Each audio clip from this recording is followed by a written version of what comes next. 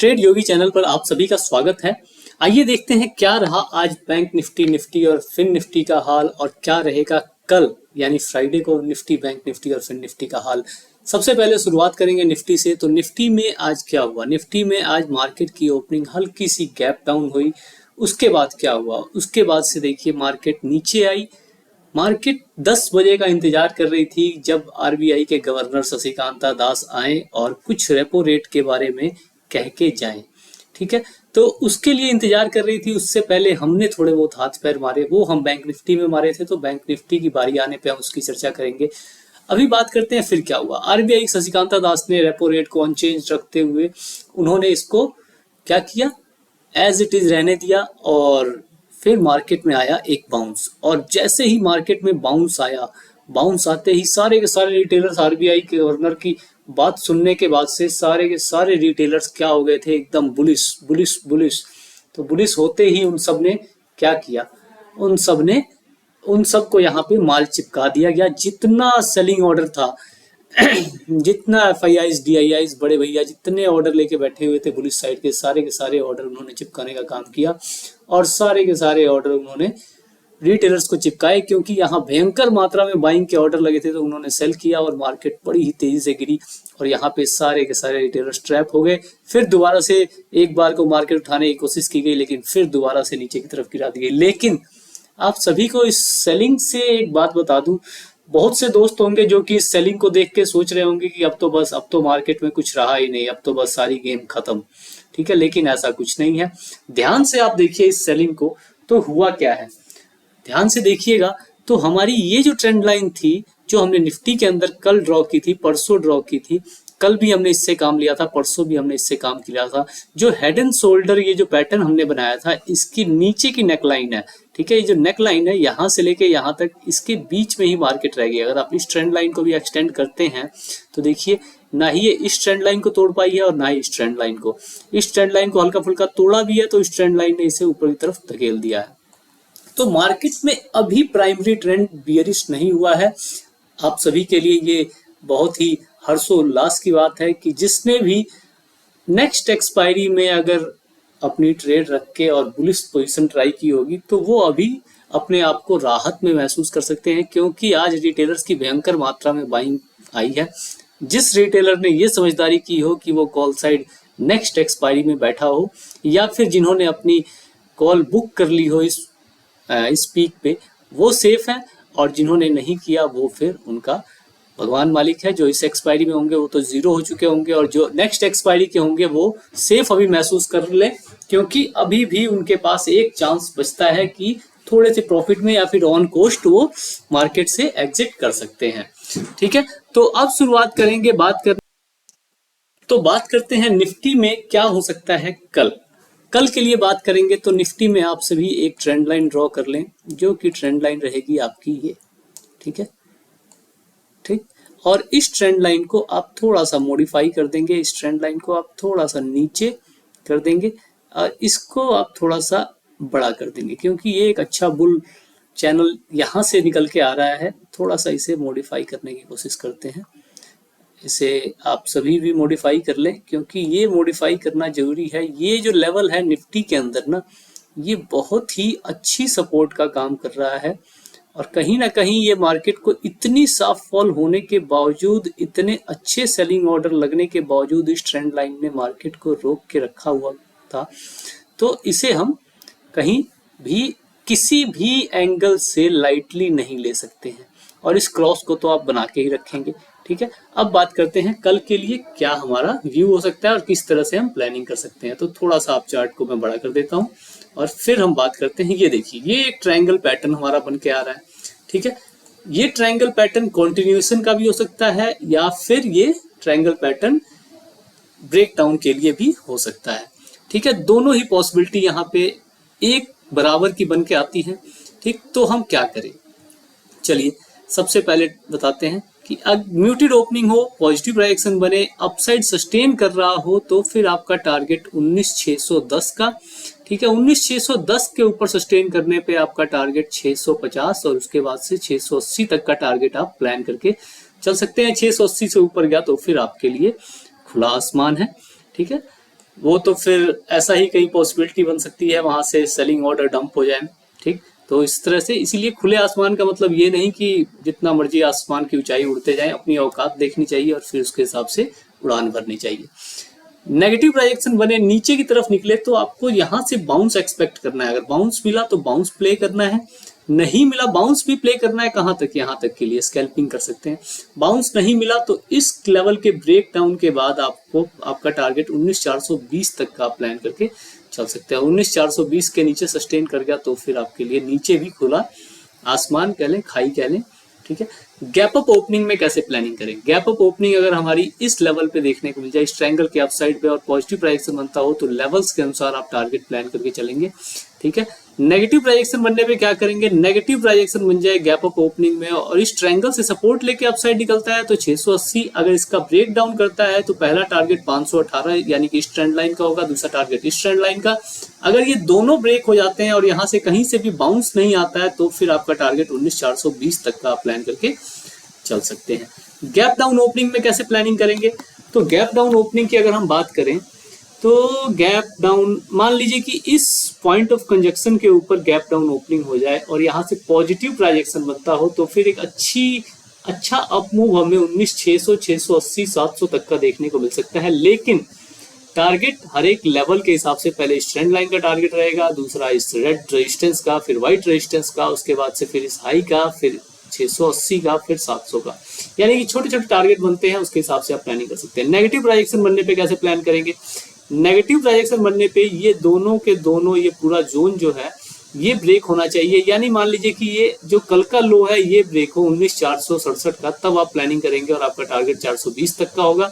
420 से नीचे आपके लिए 340 का टारगेट निकल के आता है। लेकिन लेकिन लेकिन आप सभी कॉशियस प्ले करेंगे, क्योंकि कई बार होता क्या है कि लेवल्स टूटने के बाद बड़े भैया वहां से अपने सारे ऑर्डर डंप करते हैं, तो उस ऑर्डर के डंप को आप, मतलब उस कचरे को आप अपने पास ना लें। ठीक है, जैसा कि आज हमें देखने को मिला बैंक निफ्टी और फिन निफ्टी के अंदर। आज तो फिन निफ्टी का चार्ट देखने का टाइम ही नहीं मिला। एक्चुअली मैं इस ट्रेड के बाद, ये जो फॉल साइड की थी एक्सीडेंटल ट्रेड, उसको लेने के बाद, उससे प्रॉफिट बुकिंग करने के बाद मैंने मार्केट को टाटा बाय बाय बोल दिया था और मैं सो गया था। फिर एक जीरो हीरो ट्रेड प्लान की थी। आज पहली बार लाइफ में मैंने जीरो हीरो की प्लानिंग की, क्योंकि बहुत से फ्रेंड्स की डिमांड थी कि जीरो हीरो सर आप नहीं देते हैं, और मेरे पास मैसेज आते थे कि सर अगर मान लीजिए कम कैपिटल हो तो हम कैसे करें। तो आज मैंने फर्स्ट टाइम अपनी लाइफ में जीरो हीरो ट्रेड प्लान किया। वैसे तो पहले अपनी लाइफ में प्लानिंग खुद की है, लेकिन पहले तो जब दूसरे लोगों के कॉल्स और उस पर काम करता था तब तो जीरो हीरो के चक्कर में मैंने बहुत कुछ गंवाया भी है अपना।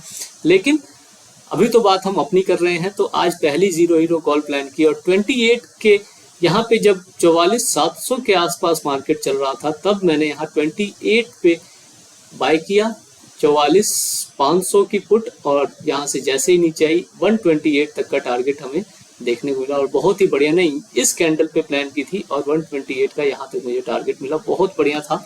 ठीक है, और नहीं सॉरी, हाँ इसी कैंडल पे प्लान की थी और इस कैंडल का टारगेट मुझे मिला था। उसके बाद से ट्रेलिंग एसएल 100 पे मैंने बुक किया, उसके बाद मैंने एग्जिट कर दिया था।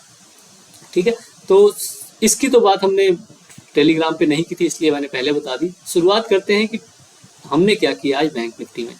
बैंक निफ्टी में मार्केट ओपन होते ही हमने क्या पोजीशन बनाई थी? तो हमने पहली पोजीशन बनाई थी किसकी? हमने पहली पोजीशन बनाई थी, उसको मैंने गलती से पेपर ट्रेड 2 भी लिख दिया था। तो पुट साइड की हमने पहली पोजीशन बनाई, उसमें हमने 20 पॉइंट पे 20% क्वांटिटी बुक किया। उसके बाद से हमने 30 पॉइंट का ऑलमोस्ट एसएल बुक किया।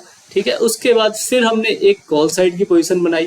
ठीक है, कॉल साइड की पोजीशन में हमने 40 पॉइंट पे 400 पे एंट्री थी हमारी और 40 पॉइंट पे हमने इस कॉल साइड में 40 पॉइंट पे हमने 40% क्वांटिटी बुक करके फिर हमने 50 पॉइंट पे बाकी 60% क्वांटिटी एग्जिट कर दी। फिर आया आरबीआई गवर्नर का टाइम और इस कैंडल पे हमने कॉल साइड और पुट साइड दोनों साइड पोजीशन बना ली। पुट साइड का हमने लिमिट ऑर्डर लगा दिया था, कॉल साइड हम लेके बैठे थे कि कॉल साइड को हम खुद बुक करेंगे। तो कॉल साइड में हमारी 440 की एंट्री थी और टारगेट ओपन था। पुट साइड का भी हमारा एंट्री कितने की थी? पुट साइड की 480 की थी और एसएल 440 का, और बाकी टारगेट हमने अपने हिसाब से बुक करने का वो किया था।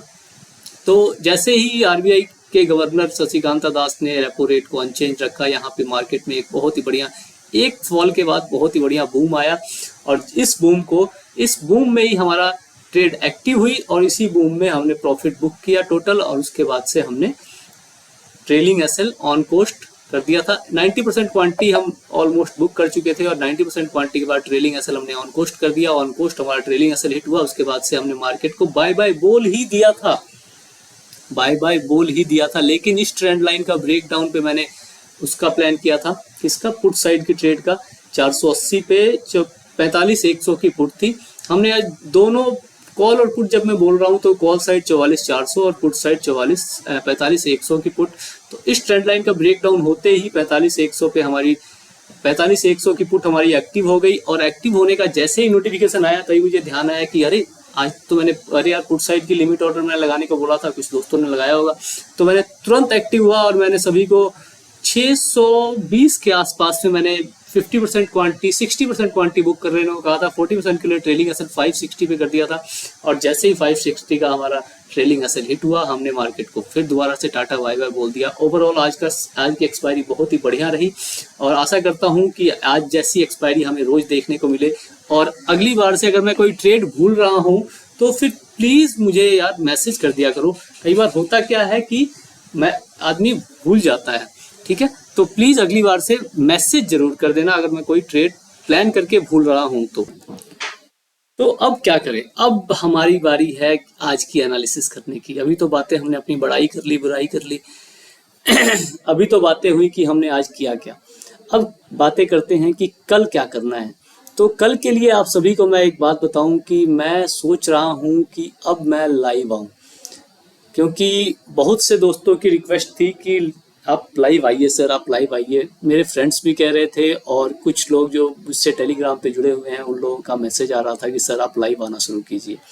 ठीक है, टेलीग्राम पे कई बार होता क्या है कि अपडेट्स थोड़ी सी लेट मिलती हैं तो दिक्कत होती है, लेकिन लाइव आने में थोड़ी सी समस्या क्या है कि मैं घर से काम करता हूं, तो घर से थोड़ी सी डिस्टर्बेंस, जैसे कि बच्चे या घर के कामकाज, इन सब में भी थोड़ा सा डिस्टर्बेंस हो सकता है। तो उसके लिए मैं पहले ही आप सबको अगर मैं मतलब अलर्ट कर दे रहा हूं कि आप सब इसका ध्यान रखेंगे कि मैं एक फैमिली मैन हूं, और फैमिली के साथ रहता हूं, और फैमिली के साथ रह के ही काम करता हूं। तो फिर थोड़ी सी डिस्टर्बेंस हमें देखने को मिलेगी, फैमिली की, बच्चों की आवाज़, पापा की आवाज़, वाइफ की आवाज़। तो इस तरीके की डिस्टर्बेंस देखने को मिल सकती है। अभी तक मैंने ऑफिस सेटअप नहीं किया है, और ऑफिस सेटअप करने का कारण भी है कि फादर की तबीयत ठीक नहीं रहती, तो फिर मैं अगर ऑफिस से बैठ के काम करूंगा तो उनकी तबीयत अगर अचानक खराब होती है तो देखने वाला कौन।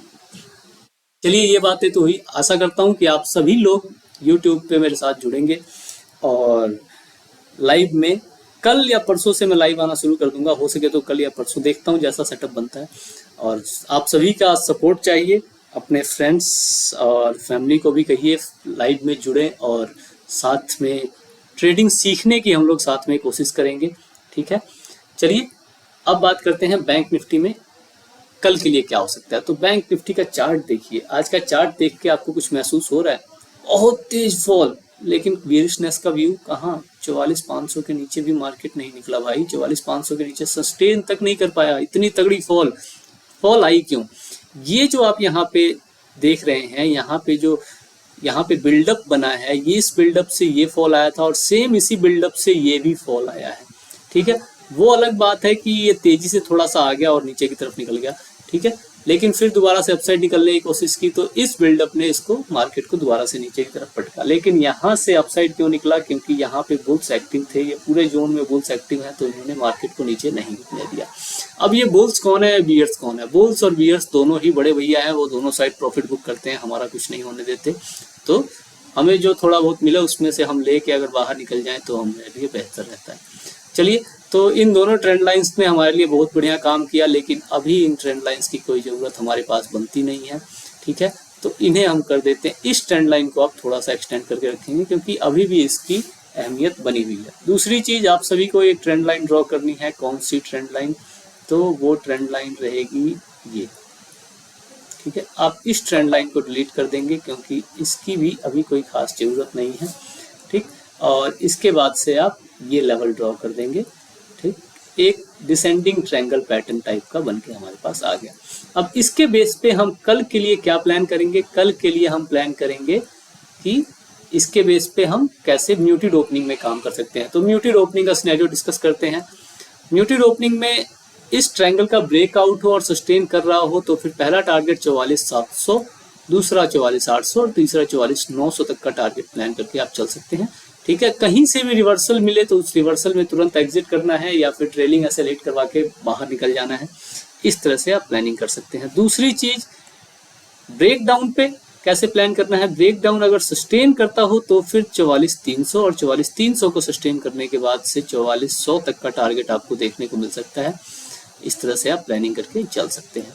इसके बाद से बात करेंगे गैप अप ओपनिंग की। तो गैप अप ओपनिंग में कैसे प्लानिंग करेंगे? गैप अप ओपनिंग की बात हो रही है, इस लेवल पे गैप अप ओपनिंग हो जाए और अपसाइड निकलने लगे तो फिर आपको 44,900 तक का टारगेट देखने को मिल सकता है। बीच में रोकने वाले लोग नहीं मिल पाएंगे मुझे जहां तक लगता है, लेकिन अगर बीच में किसी ने रोका या फिर 44,900 के आसपास से सेलिंग होती हुई दिखी तो फिर आपको अपनी पोजीशन एग्जिट कर देनी है, जैसा कि हमने पहले डिस्कस किया, और प्रॉफिट बुक कर लेना है।